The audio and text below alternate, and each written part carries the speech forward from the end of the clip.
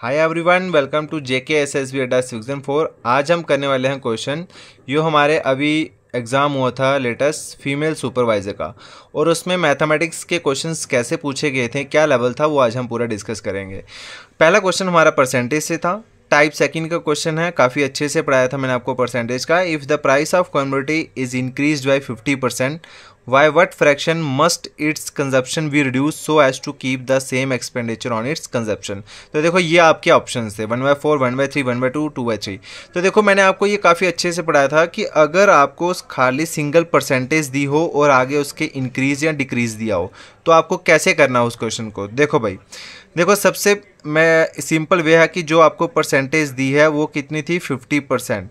तो 50% की आपको पता है कि फ्रैक्शन वैल्यू कितनी होती है, वो होती है 1/2। ठीक है, ये आपको पता है ना, परसेंटेज को ब्रेक करना है तो 50/100 करना है तो 1/2। तो ये आपको वैल्यू चार्ट मैंने आपको पहले बोला था कि अच्छे से याद कर लेना। और आपको मैंने ये भी बताया था कि इस टाइप का क्वेश्चन हो जब एक परसेंटेज दिया हो और उसके साथ इंक्रीज या डिक्रीज हो तो आपको कैसे करना है। देखो तो यहाँ पे देखो 1/2 आ रहा है तो सबसे पहले क्या है, इंक्रीज़ है। इंक्रीज़ है तो इंक्रीज़ के लिए आपको मैंने बताया था क्या फार्मूला होता है, n/d। एक अगर फ्रैक्शन दी हो और अगर इंक्रीज़ हो रही हो तो उसका आंसर होता है आपका n/d + n। तो यहाँ पे वेयर n/d, n जो है वो आपकी वैल्यू कितनी है 1 और d की वैल्यू कितनी है आपके पास 2। तो देखो इसका जो आंसर कितना हो जाएगा, वो कितना हो जाएगा 1/d की वैल्यू 2 है और 1 आपकी n की वैल्यू है। तो आंसर कितना हो जाएगा 1/3 आपका आंसर हो जाएगा, क्योंकि उसने यहाँ पे सिर्फ बोला बाय व्हाट फ्रैक्शन। फ्रैक्शन पूछा है तो फ्रैक्शन में आंसर होंगे। अगर परसेंटेज पूछी होती तो यहाँ पे अगर देखो फ्रैक्शन में मेरा 1/3 आंसर आ रहा है, अगर परसेंटेज में पूछा होता तो परसेंटेज में मेरा आंसर कितना होता 33 1/3% और 33.33%। अगर डेसिमल में पूछा ये आंसर, परसेंटेज में पूछा ये आंसर, तो फ्रैक्शन में आपका आंसर था 1/3। सो आपका ऑप्शन नंबर 20 का राइट आंसर हो जाएगा। नेक्स्ट क्वेश्चन जो पूछा गया था वो पूछा गया था एवरेज से। तो क्वेश्चन बड़ा ही सिंपल है, बोल रहा है the average weight of A group of 7 boys is 56। 7 मेरे पास नंबर हैं और उनकी एवरेज 56 देके रखी हुई है। The individual weight in kg of 6 of them are, ये 6 बंदों का जो है ना वो वेट आपको दे के रखा हुआ है। तो वो था find the weight of 7th boy. ठीक है, 7th बॉय का वेट मुझे निकालना है। तो देखो यार 7 आपके पास टोटल बॉयज़ हैं जिनकी एवरेज 56 है। तो मैंने आपको यही बताया था कि जब भी आपके पास नंबर दिए हों, नंबर कितने आपके पास 7 बॉयज़ हैं और उनकी एवरेज कितनी दे के रखी है, उनकी एवरेज है 56। तो यहाँ से आपकी देखो क्या निकलेगा सम। तो सम का फार्मूला क्या होता है, सम होती है आपकी average multiply by number. Average आपके पास कितनी दे के रखी है 56 दे के रखी हुई है और आपके पास नंबर कितने, आपके पास नंबर है आपके पास 7। तो ये आपका कितना हो जाएगा 7 × 6 होता है 42। तो 2 4 कैरी हो जाएगा, 7 × 5 35, 35 + 4 कितना हो जाएगा, ये हो जाएगा 39। तो 392 kg ये आपका क्या है, वेट है 7 बंदों का। मतलब टोटल बंदे अगर 1 2 3 4 5 6 7 को मिला के आपका टोटल वेट बनना चाहिए 392 kg बनना चाहिए। और इस क्वेश्चन में आपको देखो वेट आपको देख के रखा हुआ है, बोल रहा है एक का वेट आपके पास 52 है, दूसरे का वेट 57 है। ऐसे करते यहाँ पे निकाल देता हूँ। पहले का वेट है 52, फिर आपके पास आ गया 57, देन 55, उसके बाद आपके पास 60 दे के रखा है, फिर 59 और बोल रहा है फिर 55 और ये 6 बंदे हैं टोटल। और बोला 7वें का वेट निकाल दो। तो 7वें का वेट देखो कैसे निकलेगा, बोल रहा है कि इन सभी को ऐड करके मेरे पास 392 आना चाहिए वैल्यू। ठीक है, अब देखो यहाँ पे लास्ट में यूनिट डिजिट क्या, अगर मैं इनको ऐड करते रहूँ तो मेरा टाइम थोड़ा वेस्ट हो जाएगा। मैं बाय ऑप्शन जाऊँगा, लास्ट में मेरे पास आ रहा है 2 आ रहा है, यूनिट डिजिट आ रहा है 2, तो मैं यूनिट डिजिट ही ऐड करता हूँ सबके। ठीक, तो ऐड करो यहाँ पे, ये 7 और 2 कितने होते हैं 9, 9 और 9 कितने होते हैं 18। ठीक है, 18 और यहाँ पे देखो 5 और 5 कितने हो गए 10, 18 और 10 कितने हो जाएंगे आप, टोटल हो जाएगा 28। ठीक है, 28 8 आ रहा है यूनिट डिजिट। यूनिट डिजिट मेरा कितना है 8, बट मुझे कितना चाहिए यहाँ पे यूनिट डिजिट लास्ट में मुझे चाहिए 2 चाहिए, 2 चाहिए। तो ऑप्शन उठाते हैं पहला 45। ठीक है, 45 तो देखो यार 45 है तो इसका यूनिट डिजिट यहाँ पे कितना है 8 है, तो मैंने 8 रख दिया है। यूनिट डिजिट से यूनिट डिजिट देखेंगे हम, ये 8 और 5 कितने होते हैं, ये होते हैं 13, लास्ट में 3 आ रहा है, मतलब पहला ऑप्शन हमारा क्या हो जाएगा, गलत हो जाएगा। फिर आ गया 54, तो यहाँ पे यूनिट डिजिट कितना है 8 है, तो मैं देखो आपका ऑप्शन नंबर मैंने कितना है चूज किया, सेकंड 54 है, तो 8 है, तो यहाँ पे आपका यूनिट डिजिट कितना 8 आ रहा है। 8 और 4 कितने होते हैं 12, यहाँ पे 2 आ गया, यहाँ पे 2 और यहाँ पे 2, तो ये वाला ऑप्शन आपका क्या हो जाएगा, राइट आंसर हो जाएगा।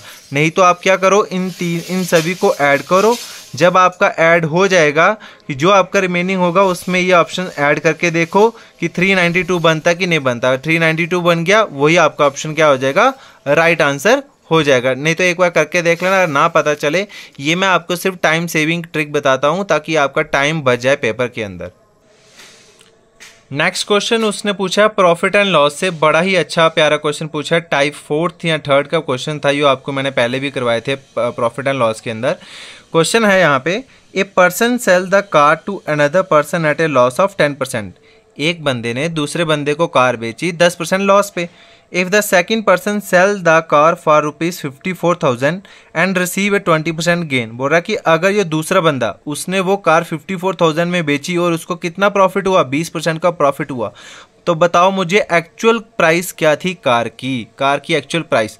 तो देखो यार, जब भी एक्चुअल प्राइस है यहाँ पे तो मैं उसको हमेशा क्या करूँगा, मुझे पता नहीं है तो मैं 100% लेके चलूँगा। तो एक्चुअल प्राइस अगर मैं यहाँ पे 100% लेके चलूँ तो उसने पहले वाले बंदे ने जब कार बेची दूसरे बंदे को तो उसको कितना लॉस हुआ, 10% का उसको लॉस हुआ। तो यहाँ पे लॉस हो गया कितना, 10% का लॉस हो गया।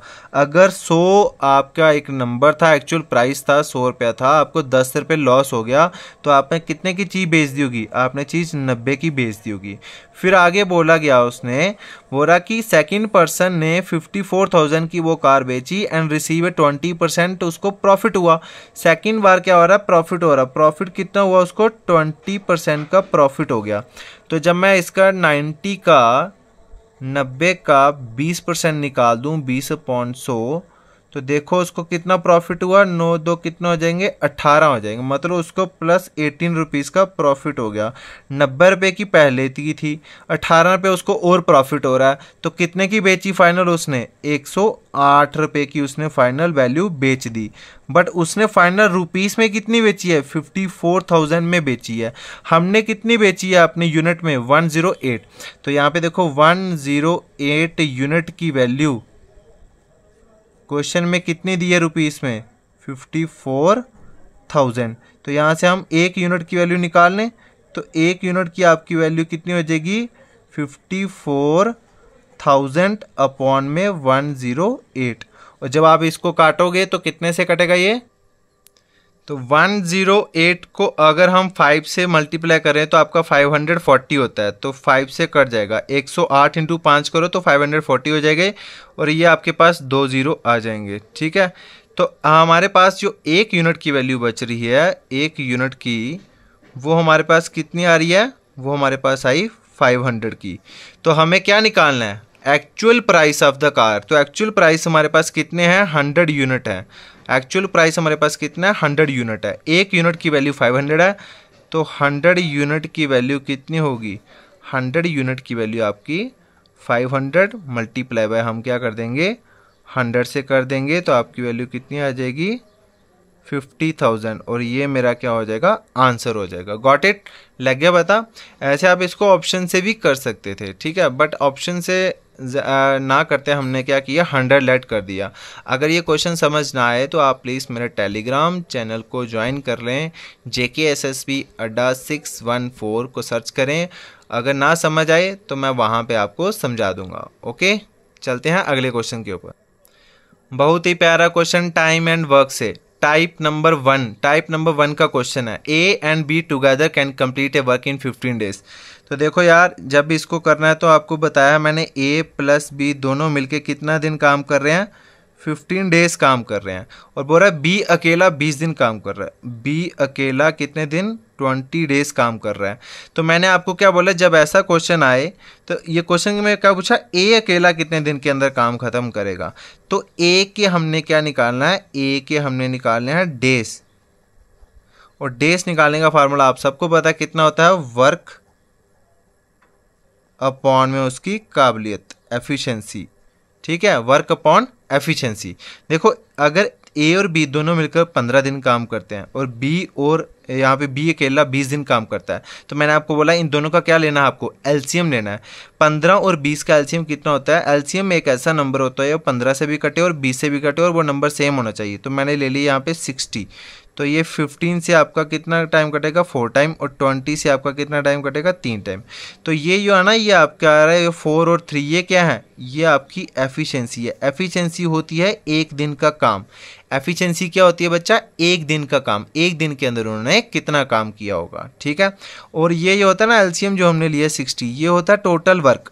टोटल वर्क, तो वर्क हमारे पास कितना आ गया, ए का वर्क आ गया हमारे पास 60। अब यहाँ पे मुझे ए की क्या निकालनी है, एफिशिएंसी निकालनी है। देखो ए प्लस बी की दोनों की मिलके एफिशिएंसी है 4। ए प्लस बी की टोटल एफिशिएंसी कितनी है, 4, और उसमें से बी की एफिशिएंसी कितनी है, 3। तो यहाँ से हम ए की एफिशिएंसी निकाल लेंगे, 3 = 4। तो ए की एफिशिएंसी कितनी होगी, 4 - 3, दैट इज ए की एफिशिएंसी आई हमारे पास 1। तो अपॉन में हम 1 कर देंगे। तो कितने दिन लगे यहाँ पे, 60 डेज के अंदर ए ने वो काम अकेले किया होगा। और अगर ऐसा क्वेश्चन आपको मैंने बोला है कि जब भी ऐसा क्वेश्चन आए तो आपको कुछ नहीं करना है, आपको एक छोटा सा मैं आपको एक ट्रिक बता देता हूँ। आपको करना है जो ऊपर वाले डेज हैं इनकी करो आप मल्टीप्लाई। ए प्लस बी हैं आपके 15 और आपके बी अकेला कितना है 20, और अपॉन में इन दोनों का डिफरेंस ले लो। इन दोनों का डिफरेंस मतलब 20 और यहाँ पे 15 का डिफरेंस लेना है, तो हमारा आंसर निकल जाएगा। तो 15 × 20 अपॉन में कितना हो जाएगा, ये 5। तो 5 से आपका 3 टाइम कितना हो जाएंगे, 15। ठीक है, और हमारा आंसर कितना आ गया, 3 × 20, ये आ गया 60 डेज। ठीक है, ये आपको पता चल गया कैसे करना है, लग गया पता, शाबाश। चलते हैं हम अगले क्वेश्चन के ऊपर। नेक्स्ट क्वेश्चन आपका आ गया रेशियो एंड प्रोपोर्शन से। ये जितना आपको बड़ा क्वेश्चन दिख रहा है उतना ही आपका आंसर होगा, बस बेसिक्स आपको क्लियर होने चाहिए। बोल रहा है the number of students in 3 classes is in the ratio 2:3:4। ठीक है, ये आपके पास रेशियो थी स्टार्टिंग वाली। बोल रहा है अगर 12 student are increased in each class, अगर हम 12 बच्चे इंक्रीज कर देते हैं हर एक क्लास के अंदर, तो ये मेरी न्यू रेशियो बनती है स्टूडेंट्स की, वो बनती है 8:11:14। The total number of students in the 3 classes in the beginning was, beginning मतलब ये वाले, यहाँ से हमने टोटल स्टूडेंट आपको बताना है कि कितने हैं हमारे टोटल स्टूडेंट। तो देखो इस क्वेश्चन को यार अगर हम बेसिक से करें ना तो ही हमारे लिए बेस्ट होगा। देखो पहले जो रेशो थी आपके पास वो आपके पास कितनी है, यहाँ पे 2:3:4। ठीक है, और अगर मैं इनको x और x लिख दूं, कोई दिक्कत है, मुझे कोई दिक्कत नहीं होगी। 2x 3x 4x मैंने लिख दिया। अब उसने क्या बोला कि 12 students are increased in each class of their ratio changes to 8:11:14 में यहाँ पे चेंज हो जाती है। तो हमें देखो क्या करना है, मैंने देखो इसकी और इसकी रेशो ले लेता हूँ मैं, सिंपल मैं इन दोनों को लेता हूँ। तो देखो यहाँ पे अगर मेरे पास पहले 2x बच्चे थे तो बाद में जब इंक्रीज हुआ, कितने इंक्रीज हुए, इसमें 12 इंक्रीज हुए। ठीक है, और रेशियो का मतलब क्या होता है, डिवाइड करना, तो मैंने कर दिया डिवाइड। तो यहाँ पे अगला जो बच्चा वो कितना है, 3x है। 3x है, इसमें भी कितने इंक्रीज हो रहे हैं, 12 बच्चे ही इंक्रीज हो रहे हैं। ऐसा करने पे बोल रहा है जो रेशो मेरी है वो कितनी होती है, 8:11:14। बट मैंने सिर्फ इन पहले 2 रेशो को ही लिया, तो हम यहाँ से भी 2 ही रेशो को उठाएंगे, 8:11। तो यहाँ पे 8 अपॉन कर देंगे 11। ठीक है, सिंपल है। तो अब हम यहाँ से इसकी और इसकी मल्टीप्लाई कर देते हैं, इसकी और इसकी मल्टीप्लाई देते हैं। 11 × 2 कितना हो जाएगा, ये आपका हो जाएगा 22x हो जाएगा, और प्लस 12 × 11 कितना हो जाएगा, 132। ऐसे ही हम यहाँ पे 8 × 3 करेंगे, कितना हो जाएगा 24x, और प्लस 8 × 12 करेंगे तो हमारे पास कितना आ जाएगा 96। आपको पता है x और x एक वाली साइड कर दो और कांस्टेंट वाले एक साइड कर दो। ठीक है, और अब देखो यहाँ पे 24x में से यहाँ पे अगर ये प्लस का इधर आके क्या हो जाएगा माइनस का, तो 24x में से 22x निकालो तो आपके पास कितने बचे, 2x बचे, ठीक है। और अब ये वाला जो यहाँ पे आया 96, ये प्लस का इधर आके क्या हो जाएगा माइनस का हो जाएगा, तो 132 में से 96 निकालो तो आपके पास कितने बचते हैं, ये आपके पास बचेंगे 36। तो यहाँ से हमारी x की वैल्यू कितनी आ जाएगी, x की वैल्यू हमारी आ जाएगी वाली है 18। तो x की वैल्यू हमारे पास पता चल गई 18। अब देखो उसने बिगिनिंग वाले पूछे हैं या चेंज वाले पूछे हैं। The total number of students in the 3 classes in the beginning was, वो हमारे पास 2x, 3x और 4x। तो यहाँ से हम टोटल बच्चे निकालेंगे तो टोटल बच्चे देखो कितने हो जाएंगे बेटा, 4 और 3 कितने हो जाएंगे 7, 7 और 2 कितने हो जाएंगे 9। तो 9x हमारे पास बिगिनिंग में टोटल स्टूडेंट है। टोटल स्टूडेंट हमारे पास कितने हैं 9x, और x के लिए हमने कितनी निकाली है 9 × 18 निकाली हुई है, ठीक है। x के लिए हमारे पास 18 है। तो जब हम इनको मल्टीप्लाई करेंगे तो 9 × 18 ये आपका कितना हो जाएगा 162, जो कि आपका कोई ऑप्शन में दिख रहा है आपको 162, that is option number A, इसका क्या हो जाएगा राइट आंसर हो जाएगा। आई होप कि आपको ये समझ आ गया होगा। अगला क्वेश्चन भी हमारा सिंपल सा क्वेश्चन था, मिसिंग नंबर का क्वेश्चन था। Find the missing number in the following series. आपके पास ये सीरीज दे के रखिए 10, 100, 200, 310, ठीक है। तो आपके पास बताना कि अगला नंबर मेरा क्या आएगा, ठीक है। तो बिल्कुल बेसिक सा क्वेश्चन था ये। तो यहाँ पे हम क्या करते हैं गैप देख लेते हैं। 10 से मेरा 100 हो गया तो कितना हुआ इंक्रीज, 90 इंक्रीज हो गया भाई, ठीक है। 100 से 200 हो गया, कितना इंक्रीज हुआ 100 इंक्रीज हुआ। 200 से 310 चला गया तो कितना इंक्रीज हो गया 110 इंक्रीज हो गया। तो 90 में 10 जोड़ो 100 हो गया, 100 में 10 जोड़ा 110 हो गया, 110 में जोड़ा तो कितना हो जाएगा ये आपका हो गया 120 हो गया। तो 310 में 120 जोड़ो तो कितना होता है, ये होता है आपका 430 आपका आंसर, 430 आपका राइट आंसर हो जाएगा। लग गया पता, सिंपल सा क्वेश्चन था यहाँ। अगला क्वेश्चन देखो, कंप्लीट द सीरीज 18, 28, 40, 54, 70। तो देखो इसको सीरीज में कैसे इसको डिवाइड किया गया, ठीक है। अगर यहाँ पे 18 है तो आपको पता है इसको मैं कैसे लिख सकता हूँ, इसको मैं 6 × 3 लिख सकता हूँ 18। और यहाँ पे 28 को मैं कैसे लिख सकता हूँ 7 × 4 लिख सकता हूँ। 40 को मैं कैसे लिख सकता हूँ, अगर 6 से 7 है तो आगे कितना हो जाएगा 8 हो जाएगा।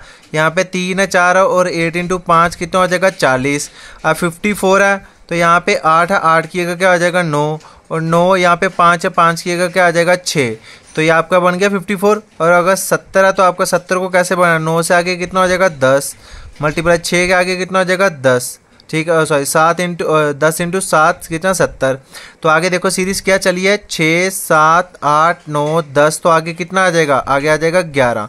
फिर 3, 4, 5, 6, 7, 7 से आगे कितना आ जाएगा 8 आ जाएगा। तो 11 × 8 कितना हो जाएगा 88 आपका आंसर आ जाएगा, which is option number B इसका राइट आंसर। लग गया पता कैसे किया क्वेश्चन ये। नेक्स्ट क्वेश्चन भी आपका सीरीज से ही पूछा गया, कोडिंग डिकोडिंग से। RAP MAP HOT FUN आगे क्या आएगा, ठीक है। अब इस सीरीज में आपको मैं एक चीज़ आपको बता देता हूँ। यहाँ पे एक चीज़ देखो, जब आप ये इसको सीरीज बना सकते हो आप, ठीक है, प्लस माइनस 1 2, ठीक है, आप रिवर्स कर सकते हो सीरीज को। बट एक चीज़ याद रखना, सबसे पहले आपके माइंड में आने चाहिए वॉवल्स, ठीक है। वॉवल्स क्या होते हैं आपके A E I O U। देखो कहीं आपको वॉवल्स दिख रहे हैं यहाँ पे, तो वॉवल्स अगर मैं देखूँ तो सेंटर में क्या है आपका A O U। तो देखो कोई ऑप्शन ऐसा है जिसके अंदर वॉवल्स नज़र आ रहे हैं मुझे, तो यहाँ पे सेंटर में, वो भी हमें सेंटर में चाहिए। यहाँ पे N आ गया, N हमारा वॉवल्स नहीं होता, G हमारा वॉवल्स नहीं है, यहाँ पे T हमारा वॉवल्स नहीं है, A हमारा वॉवल्स है, तो A हमारा वॉवल्स है, that is option number D इसका राइट आंसर हो जाएगा, दैट इज आपका CAT आपका राइट आंसर। देखा कितना इजी हमने कर लिया। तो माइंड में याद रखना, जब भी आपको सीरीज करनी है वॉवल्स कंसोनेंट्स या आपके माइंड में होने चाहिए। अगला क्वेश्चन, कोडिंग डिकोडिंग से in a certain code language blend is written as ENHPG, how will winner be written in the same language. देखो तो जब हम विनर का निकालना है तो सबसे पहले हमें इन दो का यहाँ पे देखना पड़ेगा क्या सीरीज चल रही है। तो देखो यार ब्लेंड को हम अगर ENHPG लिख सकते हैं, तो यहाँ पे देखो B से E आया तो कितना आगे गया मैं, तो मैं गया यहाँ पे 3 आगे चला गया, ठीक है। अब L से N आ रहा हूँ, L से N आ रहा हूँ, दैट मीन्स कितना आगे जा रहा हूँ मैं, +2 आगे गया। E से H आ रहा हूँ, कितना आगे गया, 3 आगे गया। मैं N से P आ रहा हूँ तो कितना आगे जाऊँगा, तो मैं 2 आगे गया। मैं D से G जा रहा हूँ तो मैं 3 आगे गया। तो मेरी जो सीरीज चली वो क्या थी, +3 +2 +3 +2 +3 ऐसे +2 सो ऑन, ये चलते चलेगी। ठीक है, तो मुझे अब बताना है विनर का।